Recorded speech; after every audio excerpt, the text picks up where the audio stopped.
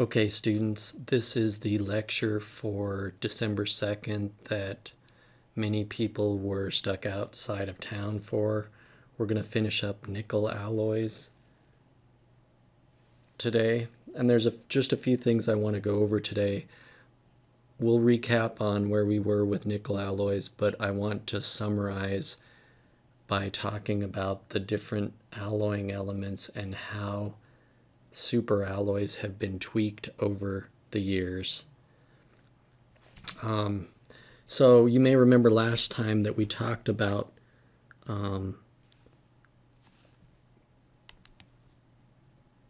goal with these super alloys is to keep pushing or increasing high temp capabilities. And we talked about a couple of things last time. One was we're trying to push the oxidation resistance, and then number two, we're trying to increase the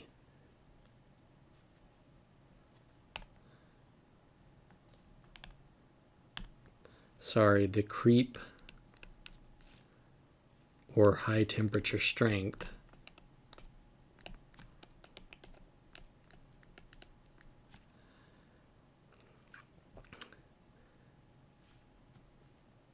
So you may remember that we talked about strengthening nickel alloys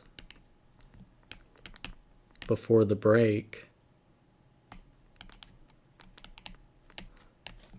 And we had a couple of different options. You may remember we had solid solution strengthening, and we also had precipitation strengthening.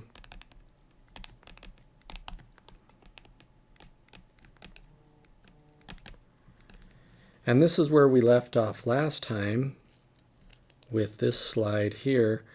This was talking about, different alloying elements in nickel, and we said that we want high solubility if possible and a fairly sizable difference in atom size so the lattice strain is great. So we said that aluminum and titanium have a lot of potential for strengthening, and there you can see over here niobium, moly, and tantalum also have and tungsten have a potential here as well. We're going to talk about some of those today. So moving on, you may remember, this is review from last time, that we talked about the gamma prime phase in these alloys. A couple of special things we talked about. One was it was an ordered phase, and the other was that it was a special phase that strength goes up as the temperature goes up. And this figure was from your handout where we talked about looking at a rapidly decreasing solubility. So over here is the nickel aluminum phase diagram. You can see the solubility of aluminum decreases with temperature. So I can go up here and solution treat and then go back down and precipitate out this gamma prime phase. You may remember this Ni3Al, so nickel aluminide is the gamma prime phase. But we noted a couple things about it. One is the atoms don't have to move very far to form this phase, so you can see that in this second figure here. It shows where the atoms have to move. So they don't have to move very far to form these precipitates. And you can also see these kind of, little blocky sections of gamma prime phase forming here. So these are schematics we had from our handout. Okay. So that gamma prime phase is really important in these superalloys. Now moving on, you may remember that we talked about, we looked at this table and we said, looking at these alloys, the main constituents here were chromium, and we're usually between about 15 and 20% for our oxidation resistance, and aluminum and titanium for strength. And we're going to look at that here in a second in greater detail. So you can also see there's a lot of other alloying elements like tungsten and tantalum and some of those other ones we talked about added over the years to tweak these different alloys. So let's talk about the effect of adding more aluminum, and to do that we're going to go to the aluminum, chromium, nickel ternary phase diagram. And what we have over at the right is the isothermal section. You all remember those isothermal sections. It was like taking our 3 binary phase diagrams that we had before and then taking a slice through here. So that's why we've got this triangular region. So we're taking out this slice, and one over here on the right is at 1150. The one on the left is at lower temperature, 750. But what you can see, what I want to really point out is we're looking at the nickel-rich corner of the phase diagram. So that's down here on the right. And we're going to vary aluminum and chrome. So we're going to keep nickel constant at about 80%. And so if we move across this line like this, so let me draw this line here, right here and here, you can see that, let's just take an alloy that has 80% nickel and 10% aluminum and 10% chromium. That puts us at this location on the high temperature. You can see when we do that, we're in the gamma region, so it's single phase gamma region. So this is kind of like our solution heat treatment.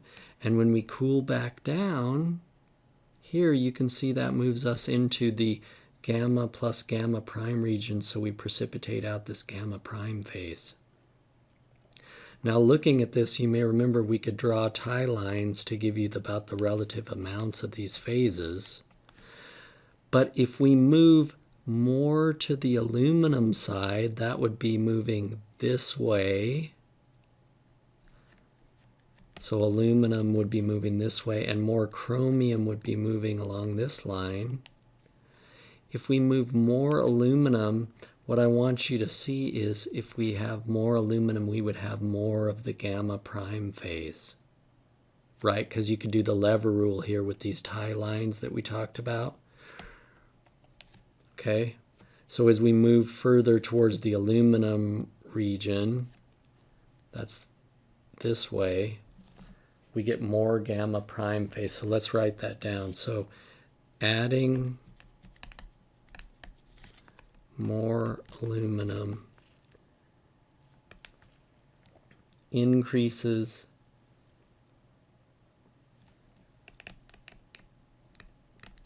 the amount of gamma prime phase. Okay, now remember the gamma prime phase is one of the phases that's primarily responsible for high temperature strength. But if we're decreasing the amount of chromium, that's decreasing the oxidation resistance. So we're going to see later with some of these alloys there's a balance here. Now let's look at the importance of titanium. So to do that, we're going to go to the next page. and that has the nickel, aluminum, titanium ternary phase diagram. So again, we're going to look at the nickel-rich area here. But what do we want to note here? Well, let's write down a few things. Importance of titanium in these alloys. So the first thing that we're going to note is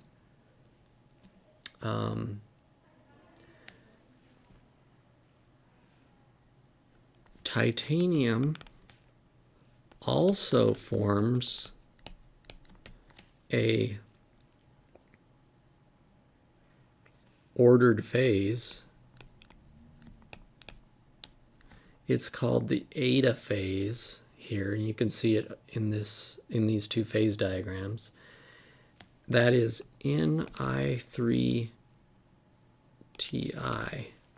Okay?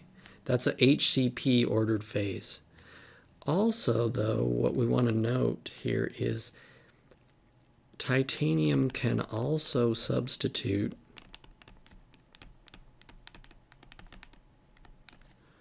for aluminum in the gamma prime phase. So gamma prime can be like, sometimes it's written like this, like titanium or aluminum can substitute in there. So titanium can substitute for aluminum in the gamma prime phase, and it can also form this new eta phase, which is you can see it here, it's just at one composition here on these phase diagrams. All right. But again, adding more titanium will increase the amount of this eta phase. So that can also, we can precipitate out that phase too. So it's another phase that we can precipitate out in these superalloys. Now, I want to briefly show you, we're going to go to the next page here. And the next page is a quaternary phase diagram only at one temperature. So this is a little different than what we've seen. So this is taking 4 different elements on the corners of this pyramid. You can see we've got chromium, nickel, aluminum, and titanium going this way. This is the nickel-rich side here, but it's only at one temperature. But because we have 4 different elements that we're trying to represent on this, it's a pyramid, and we only have one temperature. It's not a slice anymore. It's kind of like this 3-dimensional pyramid. Now, what I want to show from this is to show you that the gamma prime phase here, we'll say gamma prime phase has a relatively high solubility,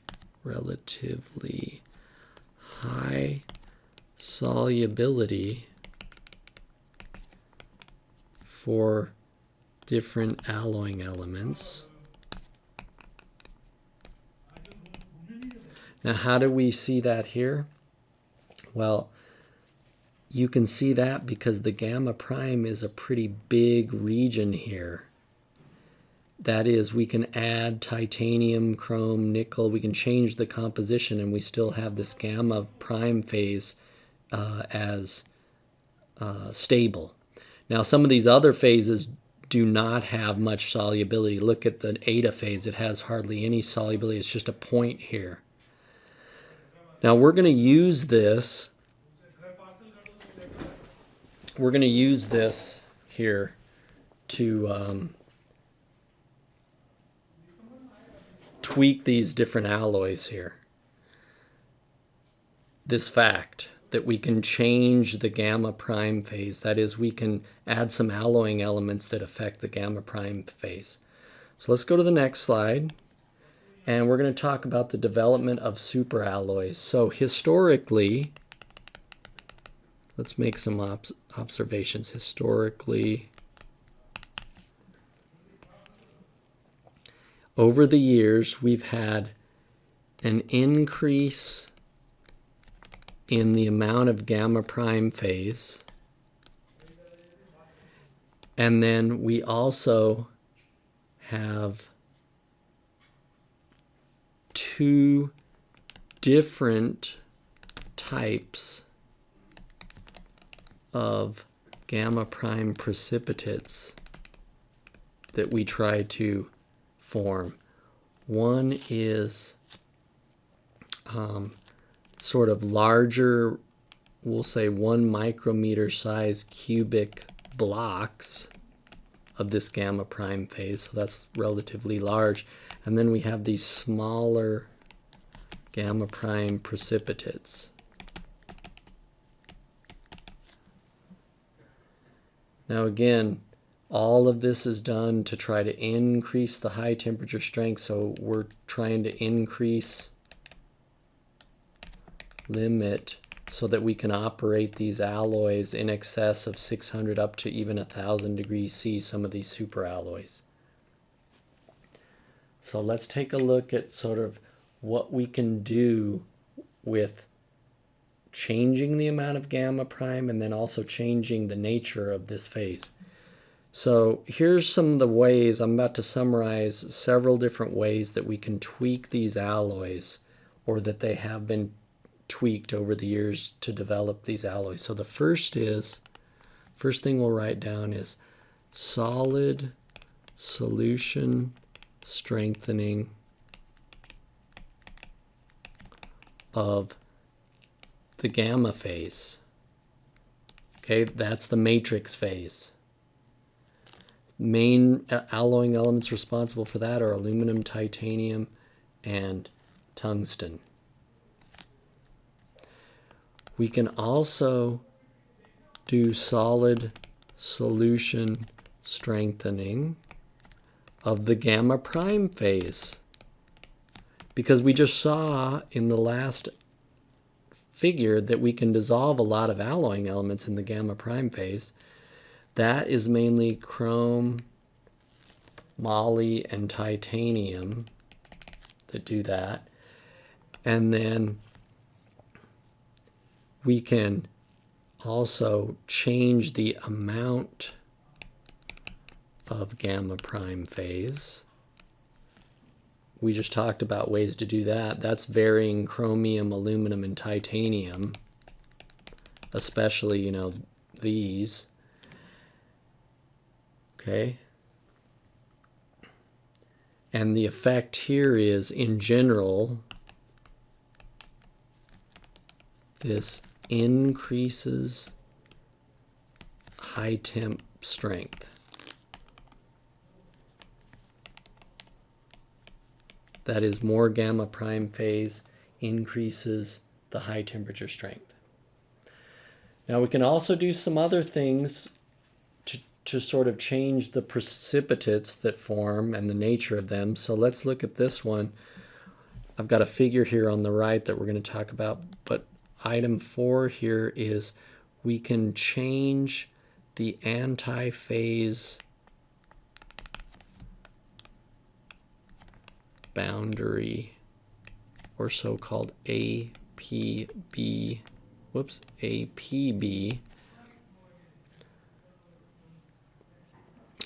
energy.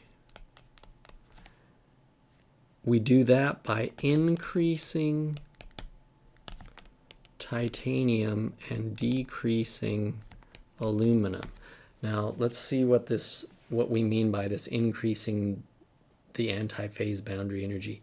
So looking over at the figure on the right, we've got a gamma prime precipitate that is pictured schematically in the middle here. I'm going to point to it with this arrow. In a gamma matrix. Okay. Now you can see a dislocation that comes through. In fact, here's dislocation 1. It's labeled with the 1, and then behind it, dislocation 2. If we can change the antiphase boundary energy, we can make it more difficult for dislocations to cut through here, because Does everyone see that when two dislocations come through here, if we look at this figure on the end, we're adding area on here and here? If we can change that energy, it makes it much more difficult for those dislocations to cut through the particle. So that's kind of shown in this figure here. So we're adding surface area here and here.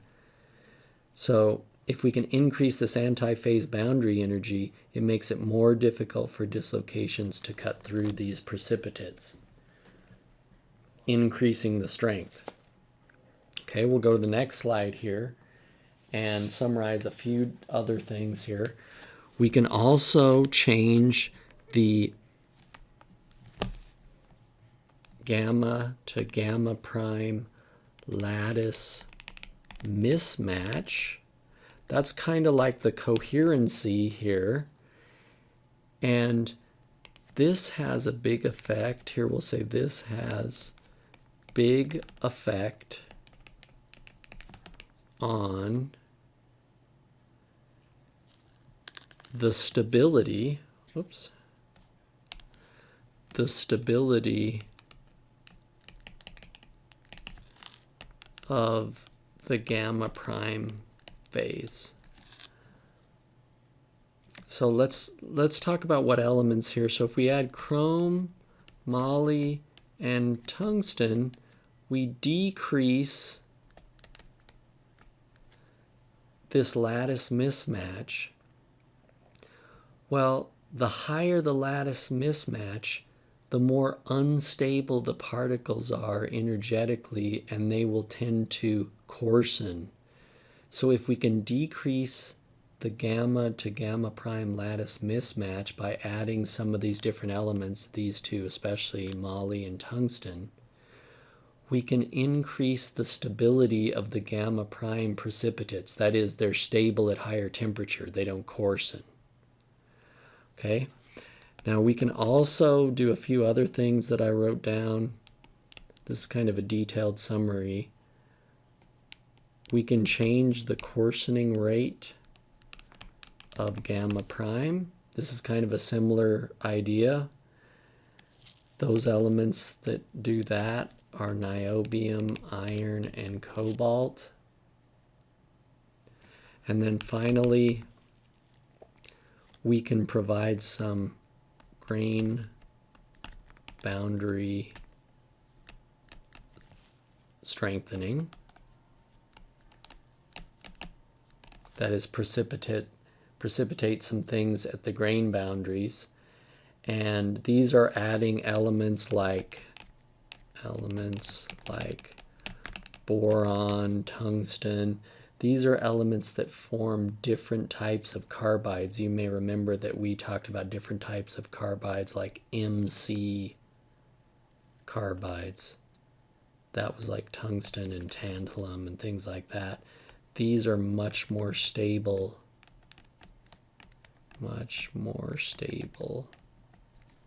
at high temp. Why is that important? Well, if they're stable at high temperature, they sit at the grain boundaries and the grains can't grow or move around. And that's what happens in high temperature creep. We don't want the grain boundaries moving around. Okay, this is all summarized in this next slide, and I think I put this on your handout. So you can see the different effects here of different alloying elements.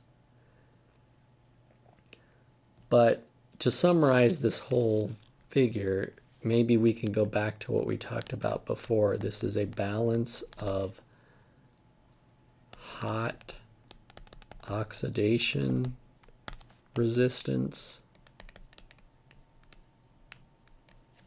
versus strength. Okay. So over the years, these alloying or these superalloys have been tweaked a lot by adding various amounts of things to do all those different things that we talked about. You know, in solid solution strengthening of gamma phase, increase the amount of gamma prime, change how the gamma prime phase stability is, okay? Now, let's go on a little bit and then we'll summarize a few things. But I wanted to show, here's a typical microstructure of a superalloy. And it starts to get really complicated. This is going to lead into our heat treatments for some of these alloys. They start to get really complicated. This is a TEM micrograph at like 10,000x. This is really high magnification, but what you can see is we've got these sort of larger gamma prime blocks. We have these little gamma prime precipitates that we talked about. And then we even have on the grain boundaries these carbides at the grain boundaries. So it starts to get really complicated in the microstructure. We're adding all these different alloying elements just to tweak different things, to precipitate out different phases. Moving on here, let's talk a little bit about some of the heat treatments here. So some of these heat treatments are complicated. They call them so-called like duplex or,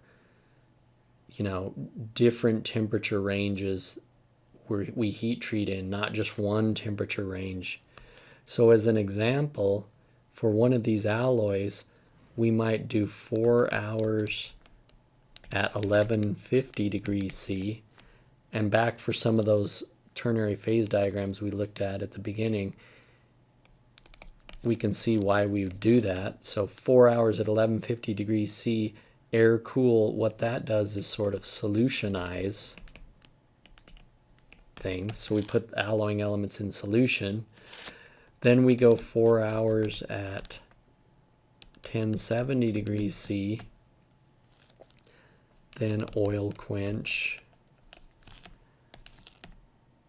This might do some precipitates and gamma prime phase at the grain boundaries.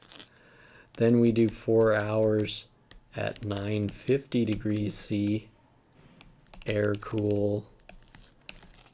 Function of that is larger, we get our larger gamma prime blocks we talked about. And then finally 16 hours, this is like a longer precipitation heat treatment at 750 degrees C, then air cool. That gives us our smaller gamma prime precipitates. So it starts to get really complicated, but each of those heat treatments for this same alloy is doing a different thing. It's in a different temperature range where we're trying to precipitate out some different phase at some different location, okay? So I really like the next slide, and it's one that I sent you by email for your handout. This is sort of a microstructure drawing of what has happened to the microstructure of superalloys over the years and how they have been tweaked. And if you kind of look at it, what you can see is different gamma prime formers added in larger amounts to form more and more gamma prime phase over the years, and then also to form different types of carbides that are more stable. So what you can see here over here in the 1940s and 50s on the left, this is the microstructure that corresponds to properties that have, pretty mediocre creep resistant, but by the time we get to the 70s and 80s over here, now we've really increased the creep failure or creep rupture time by 4 or 5 times. Okay, so now we can operate at much higher stress levels at much higher temperatures. And again, you can kind of see the nature of how the alloys have changed microstructure-wise. Maybe we had a little gamma prime phase and some carbides that are not so stable early on over here to the left. And then by the time we get over here, we've got these, different types of gamma prime phase precipitated out, much more gamma prime phase, different carbides, more stable carbides at high temperature, to just keep increasing the high temperature capabilities. So I really like this figure. It kind of shows what goes on over the years with these alloys. Now finally, I want to talk a little bit about some of the processing of these alloys. And, you know, let's plot here the creep strain or creep resistance of some of these different alloys processed in different ways. So let's take and plot the creep strain. That's like in percent versus time in hours for a polycrystal, a directionally solidified casting, directionally solidified, that's long grains, and then a single crystal. But the idea is we're increasing the creep capabilities as we move this way. Now, how do we make these directionally solidified or single crystals? Well, we've kind of hinted at that before. So let's kind of talk about that. So remember, the whole idea with directional solidification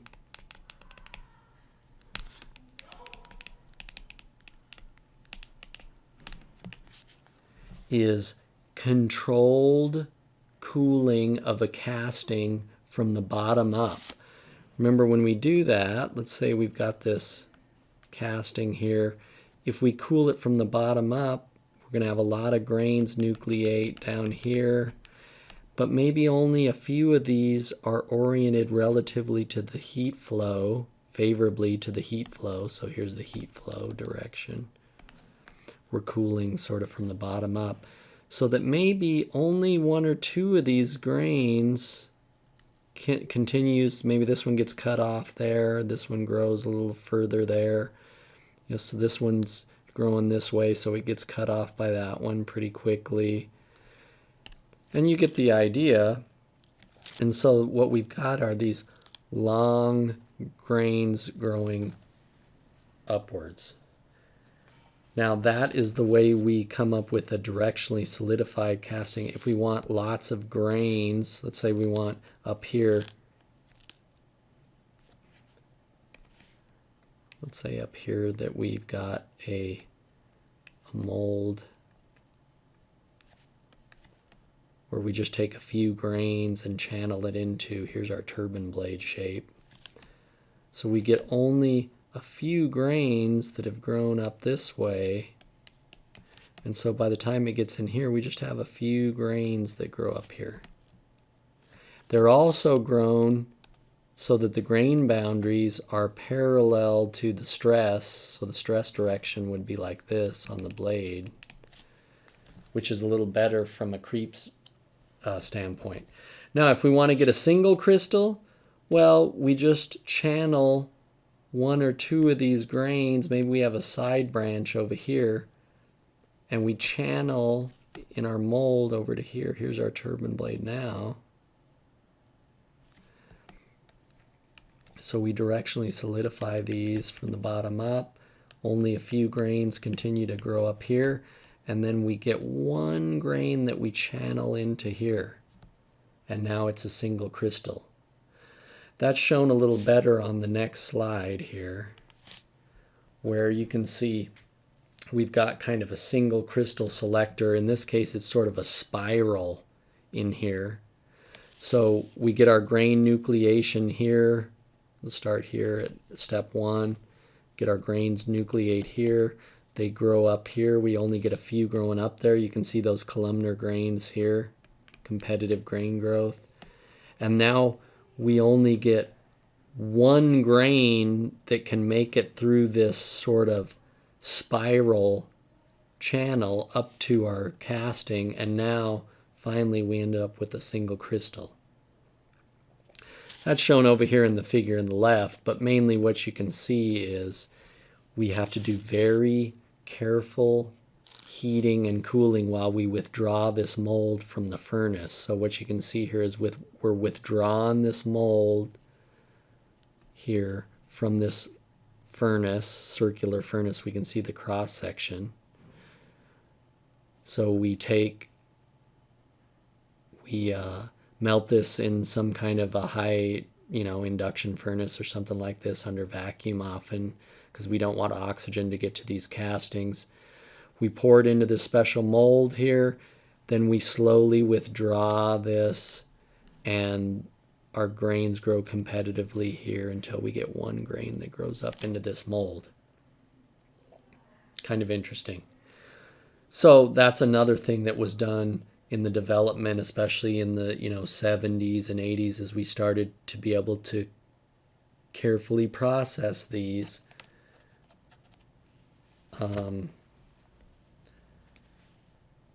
So that we can get just a single crystal. That further increases the creep resistance, okay?